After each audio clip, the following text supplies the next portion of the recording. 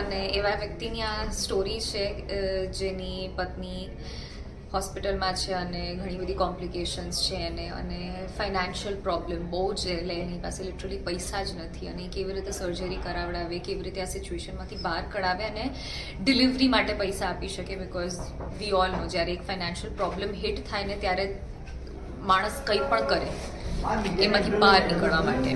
અને આ તો એવી સિચ્યુએશન છે કે એનું બાળક જન્મ લેવાનું છે.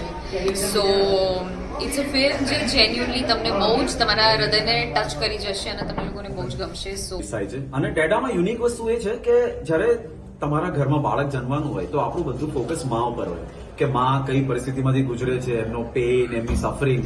બટ આ ફિલ્મમાં આવનાર પિતા એટલે ટુ બી ફાધર એના ઉપર ફોકસ આપવામાં આવ્યું છે કે what they go through mentally, financially અને સર્કમસ્ટેન્શિયલી એઝ વેલ. તો આ અલગ પોઈન્ટ ઓફ વ્યૂથી બનાવવામાં આવેલી પિક્ચર છે. એની જોડે કામ કરવાનો એક્સપિરિયન્સ કેવો રહ્યો? સરસ. She is a fantastic actor, beautiful actor.